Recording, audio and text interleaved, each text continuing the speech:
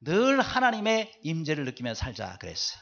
그러니까 여러분이 앞으로 6개월 동안 어떻게 살아야 되겠어요? 하나님의 임재를 늘 느끼면서 살자라고 말씀하고 있습니다.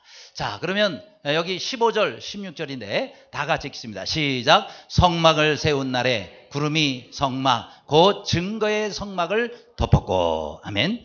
자, 이것은 뭐예요?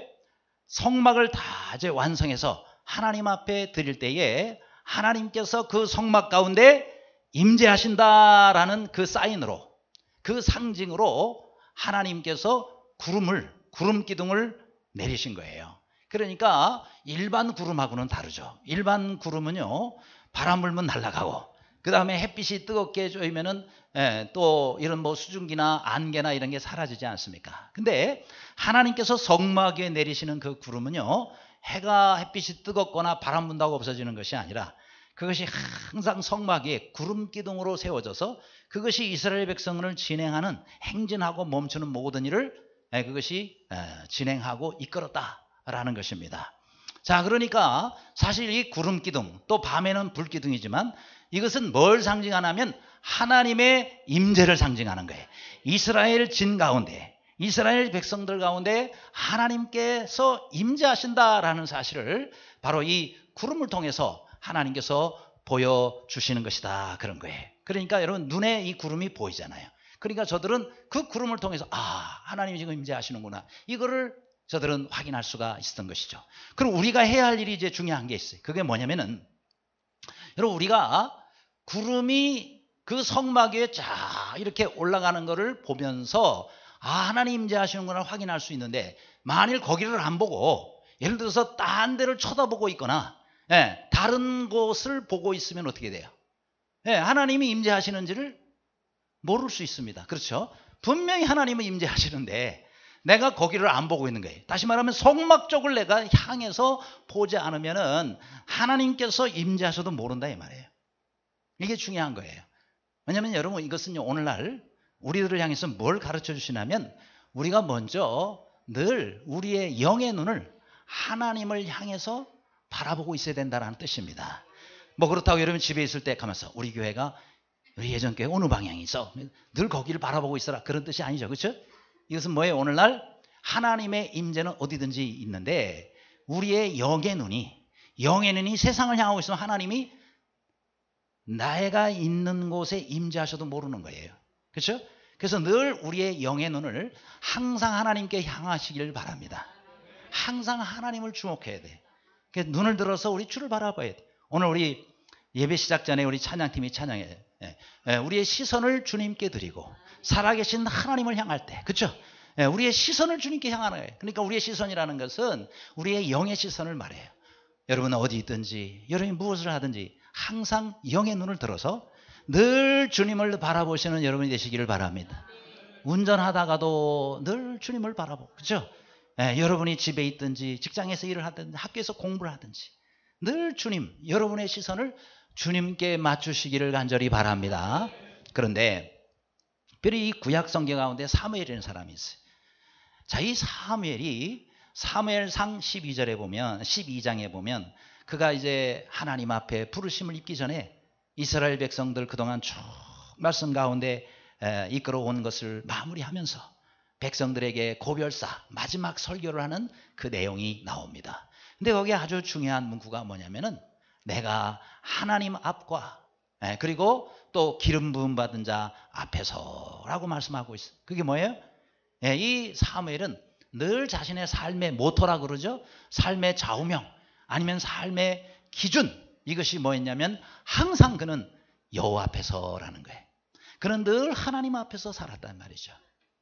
여러분, 우리가 이런 믿음과 이런 자세를 가지고 사는 것이 참으로 중요합니다.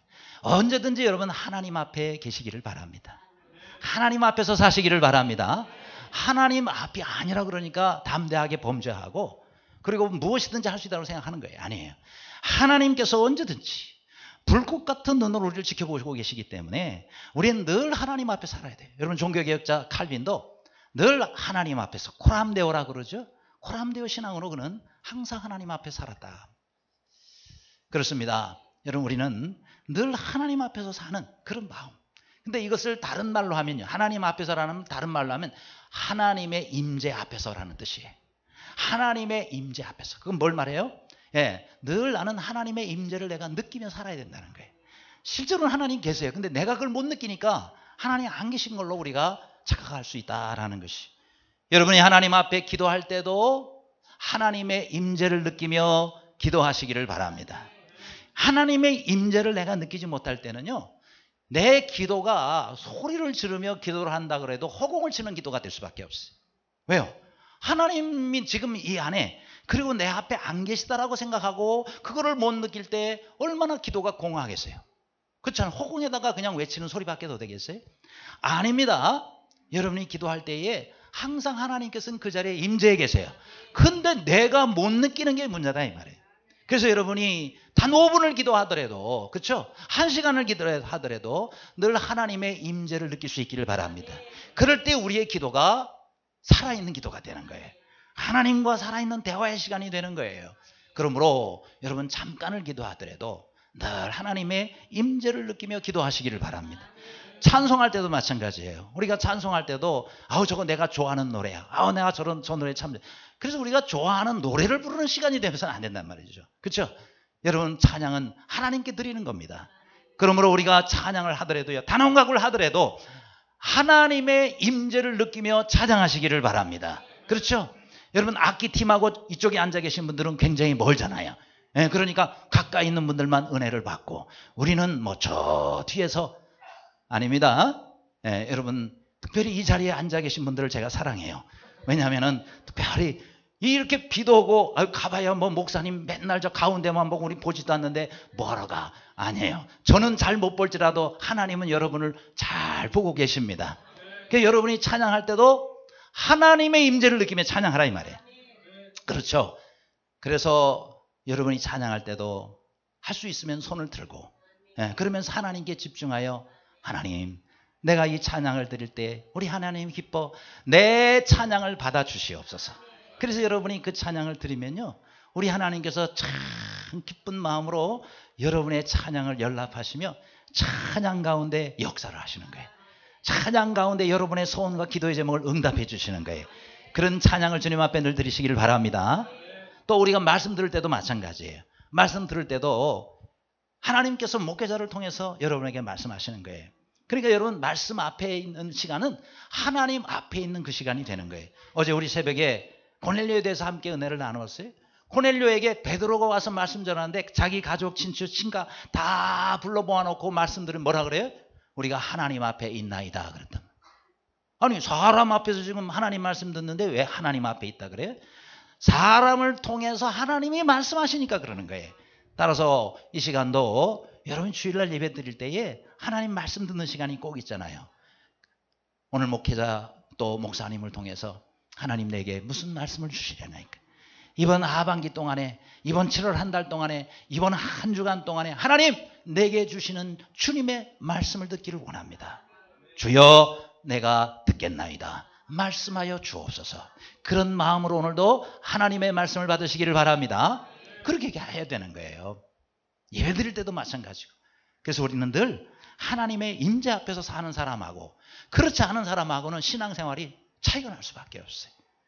여러분이 이번 하반기 동안에 주님과 교제한다든지 또 예배를 드린다든지 어떤 시간이 됐든 늘 하나님의 임재함 속에서 신앙생활하는 모두가 되시기를 간절히 바랍니다. 자, 두 번째, 이번 하반기를 우리가 어떻게 살면 좋겠어요? 늘 교회 중심의 신앙생활을 하자라는 것입니다. 15절인데 아까 읽은 말씀하고 같아요. 근데 여기서의 핵심은 뭐냐면 구름이 성막을 덮었고 라고 하는 말씀입니다. 자, 구름이 성막을 덮었다라는 것은 하나님께서 특별히 그곳에 임재하신다는 것을 말씀하시는 거예요. 그러나 한번 생각해 보세요. 여러분 많은 당시에도 정말 여러분 강대국들이 있었어요. 여러분 그 강대국에 왕이 있는 궁궐은 얼마나 대단했겠어요. 그렇죠? 그 나라에 좋은 건 다 거기 있고 그 나라의 최고의 기술자들이 지은 정말 의리의리하게 잘 지은 집들이 왕궁들 아니었겠어요? 그런데 하나님은 그런 곳에 임재하시지 않고 어디에 임재하셨다 그랬어요? 성막에 임재했다 그랬어요. 여러분 성막이 크지도 않아요. 또 이 성막은요 전부 천막으로 만들었어요. 얼마나 보잘것없어요. 그런데 하나님께서 그곳에 임재하셨다라는 거예요. 뭘 의미하고 있습니까? 여러분, 하나님은 아주 좋은 시설 좋은 곳, 멋있는 곳, 그런 곳에 임재하시는 하나님이 아니라 하나님의 영광을 위해서 모여서 찬양하고 하나님을 섬기는 바로 그곳에 하나님이 임재하신다는 사실입니다. 그렇죠? 그래서 여러분, 눈으로 보고 외모로 보고 함부로 판단하면 안 돼요. 교회도 그렇잖아요. 어떤 교회는 정말 멋있게 잘 지어진 교회가 있는, 어떤 교회는 저 시골에 지금 이렇게 비 오면 비 새는 교회들이 지금도 있어요. 비가 한쪽에서는 새고 성도들은 몇 명 안 와 있고 시설로도 너무 형편없고, 그렇죠? 그런 곳에 여러분이 가서 이런 교회가 다 있어. 교회가 절대 그렇게 생각하면 안 돼요. 여러분, 그곳에 주님을 찬양하고 거기서 주님을 예배하고 거기서 주님을 섬기고 있는데, 여러분, 주님의 영광, 하나님의 영광이 그곳에 임하는 것입니다. 하나님의 이름을 부르고 하나님께 예배하는 것이면 그 시설이 좋든 나쁘든 크든 작건, 사람이 많이 모이건 적게 모이건 상관없어요. 그곳에 하나님의 영광이 임하는 것입니다. 성막이 맺듯이. 예수님을 보세요. 여러분, 예수님은요, 겉으로 볼 때 우리가 뭐 이렇게 성화를 그려놓고 볼 때는 예수님을 얼마나 멋있게 그려놨어요. 그렇죠? 성화 한 번도 안 보셨는가 봐요. 예수님 초성화 그린 거면 얼마나 멋있냐고요. 그렇죠? 그런데요, 실제 예수님이 그렇게 생기셨나요? 물론 아니에요. 여러분, 이사야서에 앞으로 600년 후에 오실 예수님을 묘사해 놓은 부분이 있어요. 그는 흠모할 만한 것도 없고 아름다운 것도 없도다. 그렇죠? 정말 사람들 보기에 야, 이런 게 아니란 말이죠. 그럼 왜 예수님이 이 땅에 오셔서 정말 사람들 보기에도 와라는 그런 느낌을 갖지 않도록 그렇게 사람의 몸을 입으시고 그런 모습으로 오셨냐 이 말이에요. 그렇죠? 뭐 예수님이 입으신 옷이 무슨 왕이 입는 그런 왕복들을 입으셨나요? 전혀 아니에요. 그런데 그 예수님 안에 누구의 영광이 계세요? 하나님의 영광이 계신다. 사람의 비천한 그런 몸을 입고 육신을 입고 오신 그 예수님의 안에는요, 이 세상에 그 어느 누구도 상상하지 못하는 그런 하나님의 영광이 가득 들어있다는 거예요. 얼마나 영광스러운 그 주님입니까? 마찬가지예요. 여러분, 이 땅에 오늘 우리에게도 마찬가지예요. 우리에게도 하나님의 영광이 우리 안에 임하십니다. 그러니까 함부로 하나님의 백성들, 하나님의 자녀들을 함부로 여러분이 대하면 안 된단 말이에요. 왜요? 하나님의 영광이 그곳에 머무는 사람이기 때문에. 아무쪼록 우리는 이와 같이 늘 모든 일들을 그렇게 하나님께서 임재하시는 그 하나님 중심으로 우리가 신앙생활을 해야 된다라는 것입니다. 자, 여러분, 우리나라의 그 조선시대에 보면은 세종대왕이라고 있지 않습니까? 자, 이 세종대왕이 그의 통치 철학, 어렵게 정리하면 통치 철학이 되겠고, 쉽게 얘기하면 세종대왕의 꿈이 있었어요. 나라를 다스리는 꿈과 소망이 있었어요. 뭐냐면 온 조선시대의 그 나라의 백성들이 생생지락이 되기는 걸 원해요. 생생지락. 이 생생지락이란 말은 날생자를 쓰죠. 이거는 뭐냐면은 온 백성들이 자기가 하고 있는 그 일, 또 자신의 그 생업, 이런 것을 아주 기쁘고 즐거운 마음으로 신나게 행복하게 일하면서 사는 그런 나라를 이 세종대왕은 꿈꿨단 말이죠. 그래서 그렇게 하려고 애를 썼어요. 근데 그것은 뭐 세종대왕만이 아니고 오늘날 모든 정치가들이 사실 원하는 게 그거 아니겠어요? 정치하는 사람들이 꿈이 뭐예요? 다스리고 있는 그 지역이나 그 나라의 백성들이 정말 모든 일을 할 때마다 행복하고 신나게 그렇게 일하면서 기쁘게 사는 거, 그거 이상 뭐가 있겠어요? 그죠? 나라의 정치가들이 원하는 게 그거 아니겠습니까? 그것이 이 세종대왕의 꿈이었단 말이죠. 그러면서 어떻게 했느냐면 백성들을 정말 하늘같이 받들었다. 세종대왕은 늘 그 꿈이었어요. 백성들을 하늘처럼 받들어라. 그러면서 소통하기를 힘쓰고, 이렇게 하면서 그 나라 당시에 그 세종대왕이 다스릴 때 사람들이요, 과로사로 죽은 사람들이 많았대요. 왜 과로사로 죽은 사람이 많으냐면 너무 열심히 신나게 일하다가 일을 너무 많이 해가지고 그냥 과로사로 죽은 사람들이 많았다는 거예요.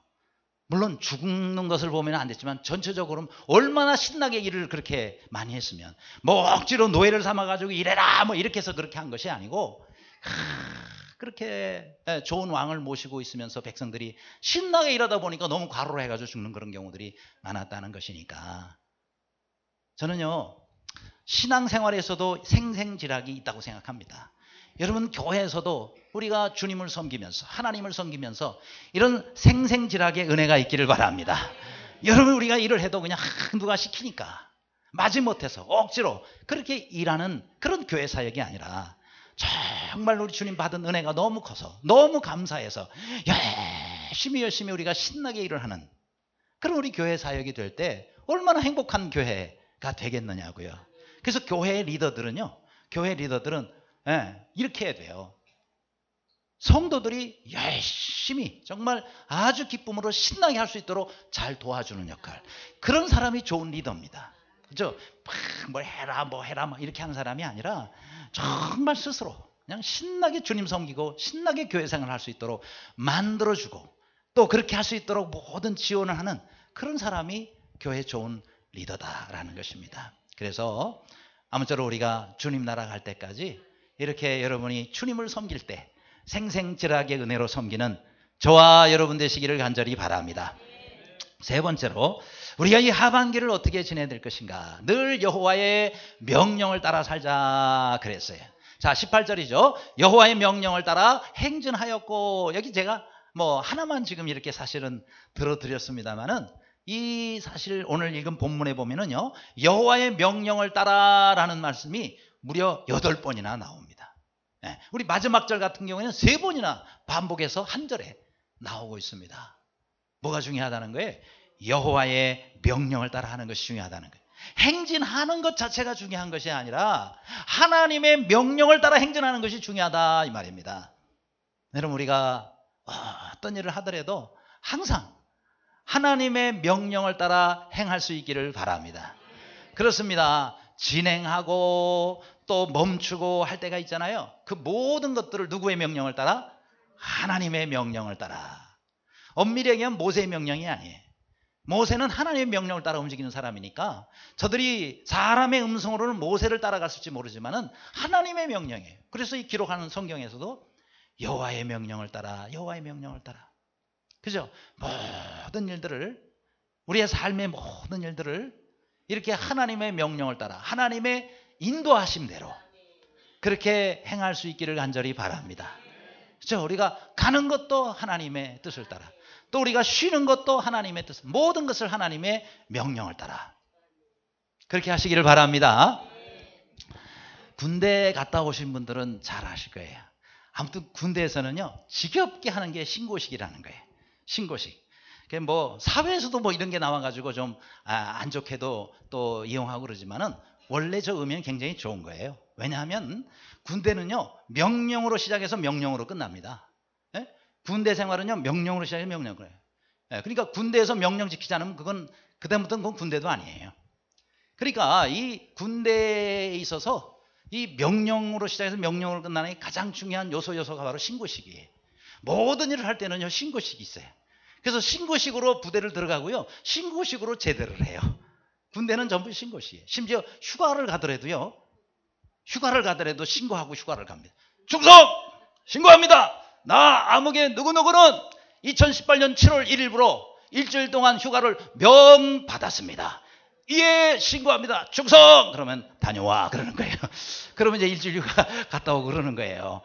진급을 해도 신고식이에요. 충성! 나 아무개 누구는 몇 년 몇 월 며칠부로 소위에서 중위로 명받았습니다. 예, 신고합니다. 충성! 자기 상관한테 보고하는 거예요. 그러면은 앞으로 근무 잘 하게나 쉬어. 그러고 이제 가서 또 일하는 거예요. 야, 이 군대는요 아무튼 전부 신고식이에요. 근데 거기서 중요한 이 신고식 문구에서 좀 전에 제가 2번 했는데요. 눈치채신 분들은 있을 거예요. 뭐냐면은 명을 따라 그랬죠. 명을 받아라는 거예요. 누구의 명령에? 국방부의 명령을 받은 거예요. 그러니까 휴가도 자기 마음대로 가고 싶은 데 가요?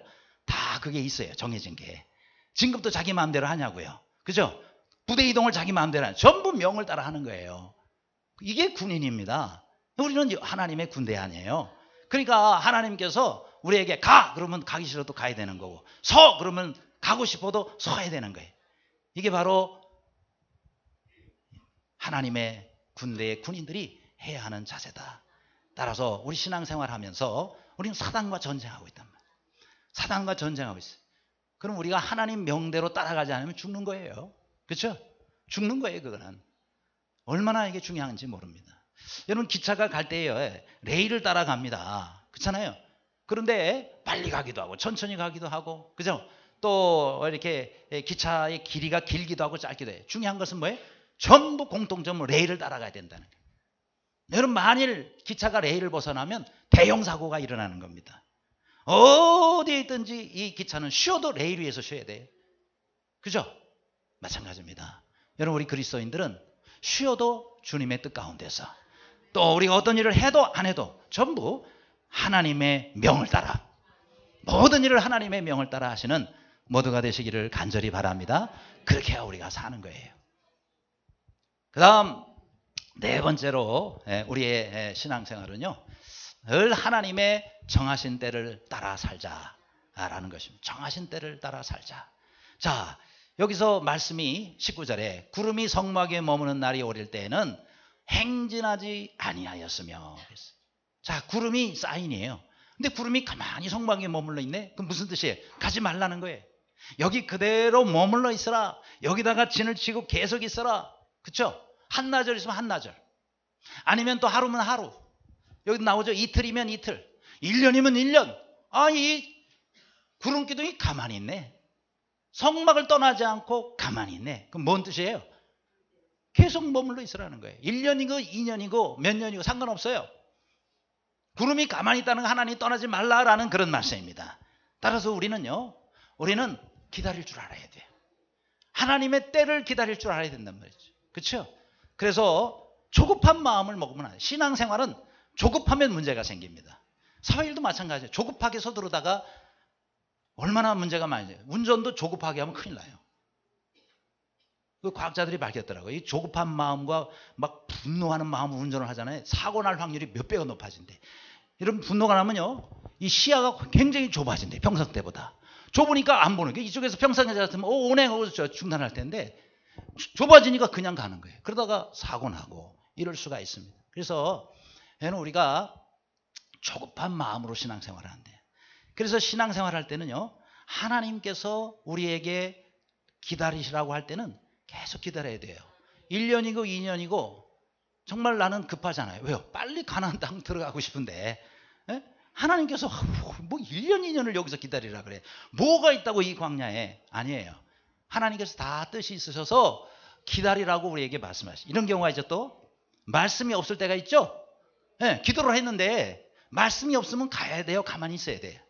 가만히 있어요. 어떤 사람은 말씀이 없으니까 그냥 간대요. 그거 사고 납니다. 왜요? 말씀이 없으면요. 가만히 있으라는 뜻이에요. 그 자리에. 군대 용어를 또 하나 써야 되겠네. 동작 그만이라는 말이 있어요. 우리 남자분들 잘 아시죠? 그죠? 군대 가면 수도 없이 듣는 게 동작 그만. 그러면 이렇게 하다가도 서 있어야 돼. 움직이면 또 안 됩니다. 그러니까 신앙생활의 중요한 용어 중에 하나가 동작 그만이에요. 동작 그만! 그러면은 그 자리에 딱 있어야 돼요. 다음 명령이 있을 때까지 움직이지 말아라 그 말이에요. 그러니까 우리가 신앙생활 하면서도 하나님께서 종종 우리에게 동작 그만 그러실 때가 있어요. 왜요? 다음 명령을 주시기 위해서. 근데 많은 사람들이 안 들리니까 기도해도 뭔 소리가 안 들려요. 그러니까 그냥 저질러 버리는 거예요. 그러고는 하나님 원망해요? 일은 자기가 잘못해놓고 자기가 불순종해놓고 하나님 원망하면 어떡하라는 얘기예요. 따라서 여러분 신앙생활은요. 하나님이 말씀 있을 때까지는 기다리라는 거예요. 기다리는 게 참 어렵습니다. 심지어 고난의 때에도 기다리라는 거예요. 어떤 때는 고난이 와요. 우리가 신앙생활하면 평탄대로만 있는 게 아니에요. 크고 작은 고난들이 많이 우리에게 밀려옵니다. 여러분 그럴 때 우리가 주의해야 될 것은 이 고난이 있으니까 이게 하나님 뜻이 아닌가 보다 아니에요. 여러분 우리 찬송가에도 이 풍랑으로 인하여 더 빨리 갑니다. 그런 찬송이 있어요. 이 풍랑으로 인하여 더 빨리 갑니다. 풍랑은 배가 갈 때 굉장히 해로운 거죠. 뒤집어서 빠질 수도 있고. 근데 이 풍랑 때문에 더 빨리 가는 거예요. 고난 때문에 우리가 더 믿음이 자라는 거예요. 어려움과 장애물 때문에 우리의 믿음이 더 강해지는 거예요. 그래서 하나님은 종종 우리에게 고난을 주실 때가 있어요. 하나님의 본심은 아니에요. 우리를 괴롭히시는 게 하나님 본심은 아니에요. 그런데 우리의 믿음이 이런 고난 때문에 더 자라가고 더 연단되고 한 단계 더 업그레이드되고, 그게 주님께서 원하시는 것이. 그래서 여러분 고난의 때에도 주여 이 고난을 물리쳐 주시옵소서 이렇게 하기보다 주님 이 고난을 내가 이길 수 있는, 이 고난을 내가 감당할 수 있는 능력을 주시옵소서 이렇게 기도하시길 바랍니다. 왜요? 모든 고난에는 하나님의 뜻이 있어요. 따라 하실래요? 모든 고난에는 하나님의 뜻이 있다. 하나님의 목적이 있는 거예요. 그렇기 때문에 그 고난을 우리가 능히 감당할 때에 그 고난을 통해서 하나님이 주시는 우리에게 많은 복과 은혜가 있는 것입니다. 그래서 고난의 때에 내가 어떤 자세로 그 고난을 대하느냐에 따라서 전혀 우리의 결과는 달라질 수가 있습니다. 여러분, 저 미국에 컴스톡이라는 사람이 있어요. 이 사람은 지금으로부터 한 150년 전의 사람이에요. 그러니까 1800년대 후반 정도의 사람이었는데요. 이 사람은 정말 땅 부자예요. 미국에서 최대 규모의 광산을 소유하고 있었어요. 그런데 그 광산이 어디 있었느냐? 저 네바다라는 데 있어요. 캘리포니아 그 옆쪽에 보면 네바다라고 있어요. 그러니까 서부 지역이죠. 여러분 동부와 서부가 전혀 미국은 기후가 다른데 서부 지역은 특히 그 네바다 지역은요. 네바다 사막이라는 날이 있잖아요. 사막 기후입니다. 사막 기후. 얼마나 햇빛이 뜨겁고 뭐 하나 제대로 나지도 않고 그런 것이에요. 근데 거기에 어마어마한 광산과 땅을 소유하고 있었어요. 그런데 이 사람이 그 땅을 소유했는데 말이에요. 이게 도대체 아무것도 뭐가 나오지를 않는 거예요. 그래서 야 이거 귀찮고 골치 아프고, 그 다음에 또 뭐 웬만한 다른 땅 같으면 우리나라 같은 뭐 나무라도 심고 뭘 재배라도 해서 그렇게 해서 팔기라도 하죠. 이 네바다 사막 땅은요 비도 안 오는 데가 아무것도 뭘 재배를 할 수가 없다. 나무 하나 심을 수가 없어요. 그냥 엉겅퀴 가시나무 정도만 드문드문 있을 뿐이에요. 그러니까 어떻게 해요? 골치 아프고 있다가 저거 팔아버려야 되겠다 이 생각을 했어요. 그래가지고 그냥 헐값에 팔아버렸어요. 얼마 받았느냐? 그 당시에 11,000불 받았대요. 여러분 11,000불이 오늘날 한 1,몇백만 원 정도, 우리나라 돈 1,몇백만 원인데 150년이니까 땅이니까 곱하기 한 100만 해보자고요. 그러면 한 10몇억 정도 받은 거예요. 그 큰 광산을 갖다가 땅을 10몇억 받았으면요 그야말로 그냥 그 헐값으로 한 거예요. 물론 10몇억도 적은 돈은 아니죠. 그러니까 현금 따발을 들고 너무 좋아했어요. 그런데 몇 년 후에, 불과 몇 년밖에 안 지났어요. 거기서요 미국 최고의 금광이 발견이 돼요. 최대의 매장량을, 금이 어마어마하게 거기 묻혀 있는 거예요. 그 당시에 가격으로만 해도요 5억 불이나 된다. 5억 불. 5억 달러는요 우리나라 돈으로 약 한 6천억 정도 되는 거예요. 6천억 가까이. 그런데 150년 전이라 그랬어요. 곱하기 100이에요. 그럼 얼마예요? 얼마예요? 60조. 60조. 그 안에 매장량. 그러니까 다 자기 건데 원래. 그렇잖아요. 그거를 못 참아가지고 10몇억으로 팔아버렸어요. 60조를 내가 소유할 수 있어요. 얼마나 여러분 같으면 억울하겠어요? 안 억울하겠어요? 엄청 억울하겠죠. 그렇죠? 그래가지고 어이구 이 바보 그러면서 그냥 맨날 술 펴지. 폐인이 돼가지고 아주 자살해버렸어요. 자살해버렸어요. 그런데 그보다 조금 지나가가지고 1914년이에요. 한 노과학자가 뭐 잘못돼가지고 터져서 자기의 집과 실험실이 다 타버렸어요. 200만 불의 손해를 봤어요. 200만 불이면 뭐 한 오늘날 20억 정도 되는 거. 큰 화재였어요. 다 타버렸어요. 그야말로 잿더미밖에 안 남았어요. 나이도 67세.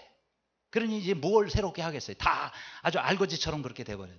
사람들이 와가지고 위로하니까 뭐라 그러냐면은 아니라고. 하나님께서 내게 더 새롭고 더 좋은 것을 주시기 위해서 싹 청소해 주신 겁니다. 그래 얘기를 한 거예요.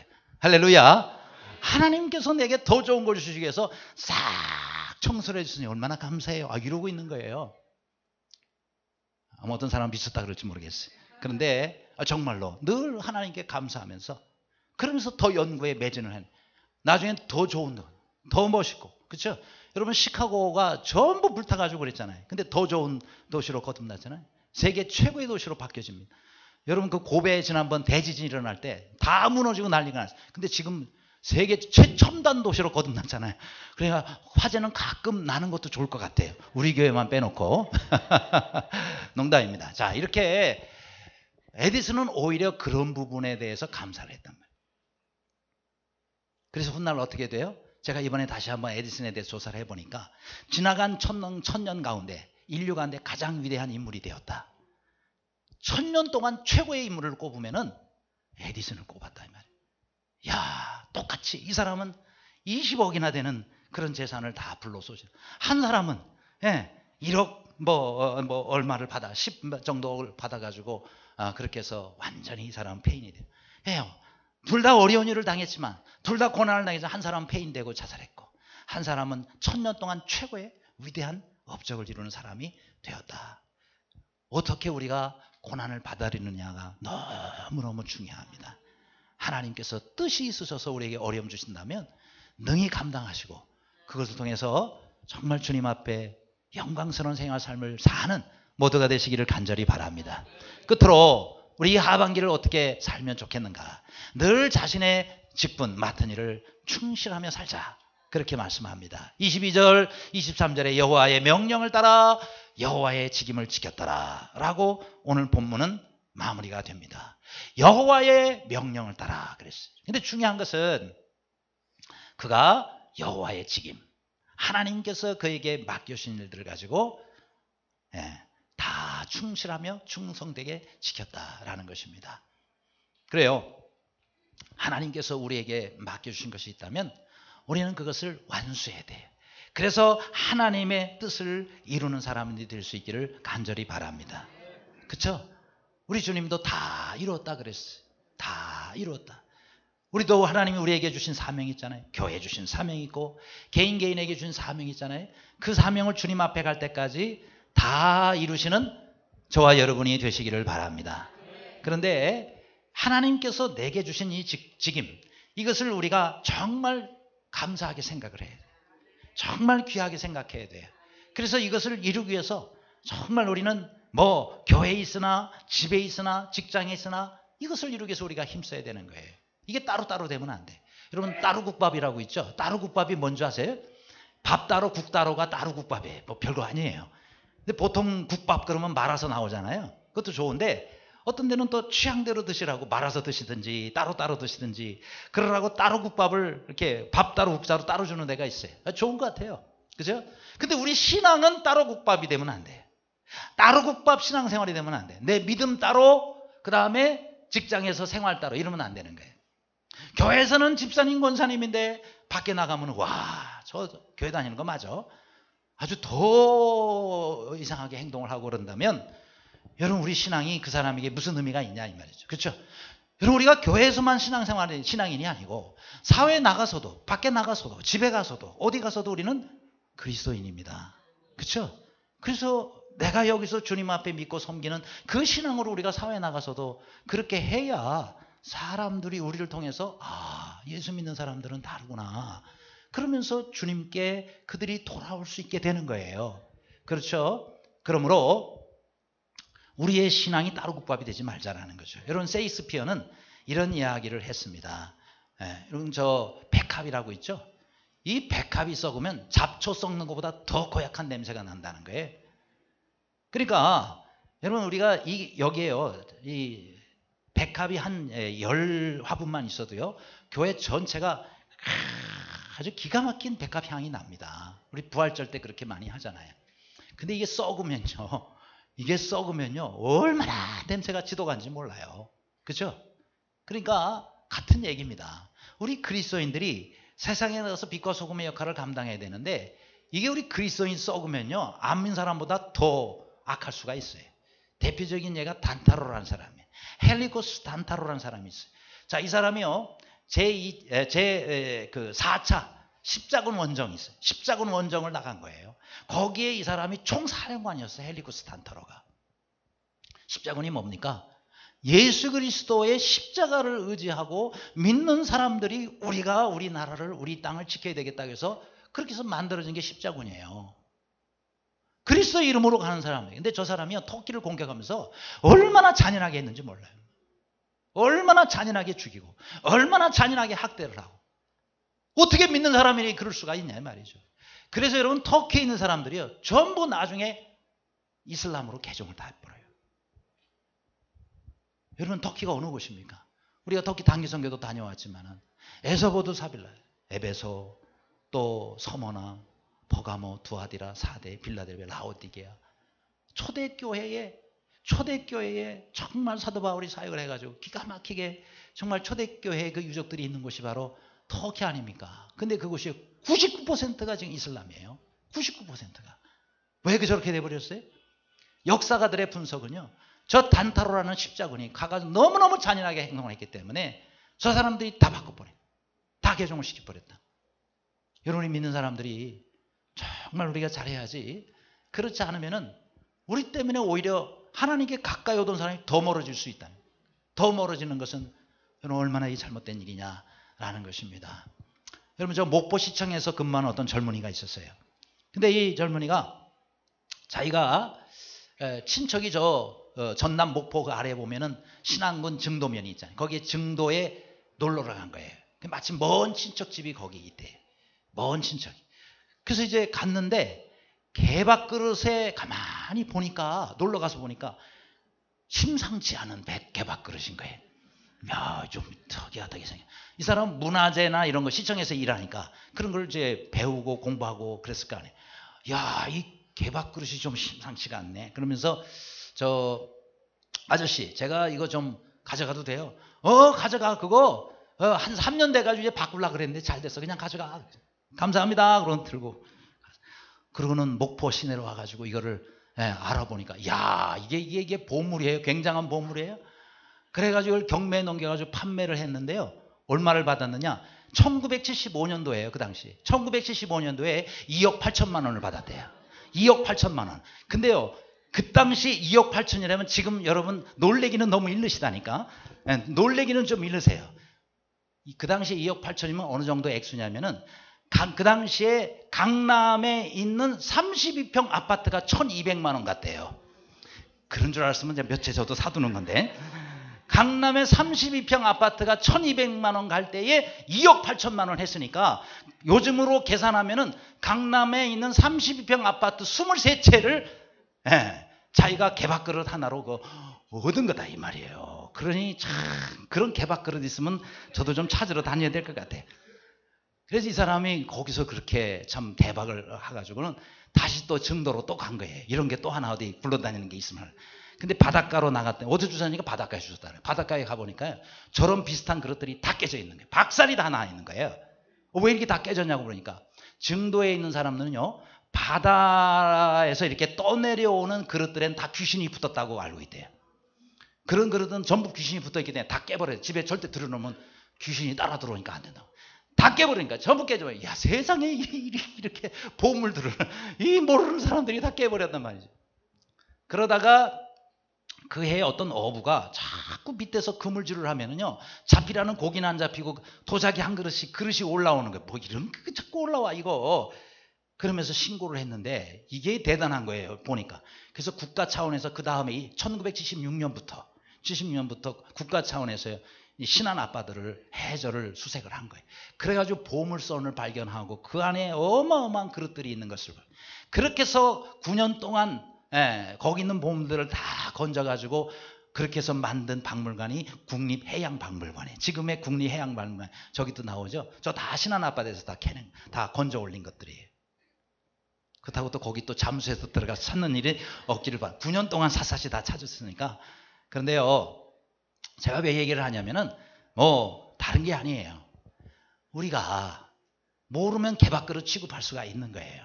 그렇죠? 아무리 보물이라도 개밥그릇 취급할 수가 있어요. 하나님께서는 우리에게 직분을 주실 때, 우리에게 어떤 직임을 주실 때 그 뒤에 어마어마한 하나님의 상급과 하나님의 그 귀한 것들을 예배해 두시고 우리에게 직분을 맡기십니다. 그런데 우리는 그 직분의 소중함을 몰라가지고 개밥그릇처럼 취급하고 있는 사람들이 있는 거예요. 그렇죠? 뭐야 이게 여기 뭐가 있어 이게. 그러면서 하나님 앞에 주님이 맡기신 이 직분을 세상에 무슨 직분을 맡으면 월급이라도 나오고 그러잖아요. 여러분 교회에서 직분 맡으면 월급 나와요? 아니잖아요. 그러니까 개밥그릇처럼 취급하는 거예요. 뭐 해도 뭐가 있다고. 절대 여러분 그렇게 생각하지 마세요.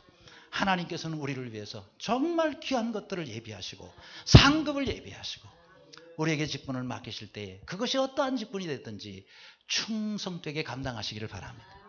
그럴 때 우리 하나님께서는 우리가 상상할 수 없는 귀한 것들로 우리에게 갚아주십니다. 이번 하반기가 이렇게 주님 앞에 아름답고 복된 그런 하반기가 되기를 주님의 이름으로 축원합니다. 기도하겠습니다.